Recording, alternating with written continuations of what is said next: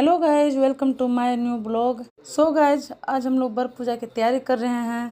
अब आप देख रहे हो कि मैंने यह सारा सामान एक जगह कर लिया है, जैसे कि साड़ी, ब्लाउज, चूड़ी, दुपट्टा, गहना, जेवर जितने भी सारे हैं सब मैंने एक जगह कर लिया है ताकि पहनने में आसान रहे। उसके बाद मैंने सिंदूर का किया भी, जो शादी में चढ़ा हुआ रहता है उसको भी ले जाने का रहता है। उसके बाद मैंने सब सारा पहन करके अब हम आ गए हैं वर पूजा की तैयारी करने के लिए। बर पेड़ के पास हम लोग पहुंच गए हैं। अब यहाँ पर सबसे पहले हम लोग बर पेड़ का पूजा करेंगे। पहले हम लोग जल ढारेंगे, सिंदूर टिकेंगे, अर्पण छिटेंगे। फिर उसके बाद हम लोगों ने बर पेड़ को वस्त्र चढ़ाया अर्पण लगा करके, और पंखे निकाले, वहाँ पर हम लोगों ने रख दिया पंखा को। फिर दान का सामान भी हम लोग वहीं पर रख देते हैं बर के पेड़ के पास। फिर हम लोग 8 बर का पत्ता लेते हैं, जो कि 7 वहीं पर रहता है, 1/8वां हम लोग को घर में लेकर आ जाना रहता है।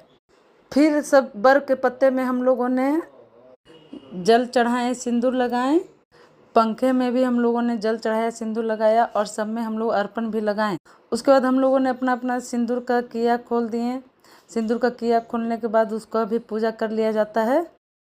फिर उसके बाद हम लोगों ने दिया जलाएं, अगरबत्ती जलाएं, और बर के पत्ते को, बर का पेड़ को, पंखे को, सभी को हम लोग दिया दिखाएं और अगरबत्ती दिखाएं। फिर रक्षक सूत्र लेकर के हम लोगों ने बर का पेड़ में फंसा दिए। गांठ नहीं दिया जाता है, सुनते हैं उससे पति पत्नी में गांठ आ जाती है, दूरी आ जाती है, लड़ाई होती है, इसलिए गांठ नहीं दिया जाता है, वहाँ पर फंसा दिया जाता है धागे में। उसके बाद हम लोगों ने 7 फेरे लिए। 7 फेरे लेने के टाइम में जितने बार हम लोग फेरी लेते हैं उतना बार बर के पेड़ को जल चढ़ाया जाता है, सिंदूर टिका जाता है, फिर पंखा भी होका जाता है। 7 बार फेरी लेंगे, 7 बार इस तरह का हम लोग करेंगे। इसी तरह हम लोगों ने अपना 7 फेरी पूरा कर लिए हैं। और 7 फेरी पूरा करने के बाद यहाँ पर जल चढ़ा के पंखा हो लेते हैं।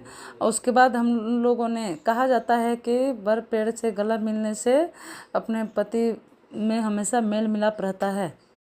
महिलाएं अपना अपना इस तरह का कार्य पूरा किए। फिर हम लोगों ने, जितने भी वहाँ महिलाएं हैं, खासकर 5 या 7 महिलाओं को सिंदूर लगाया जाता है और प्रसादी एक दूसरे को दिया जाता है। अब मैं पहुँच गई हूँ अपने घर। यहाँ पर मैंने अपने पति देव के पहले पैर धोए। पैर धोने के बाद यहाँ पर मैंने पहले उनको टीका लगाई।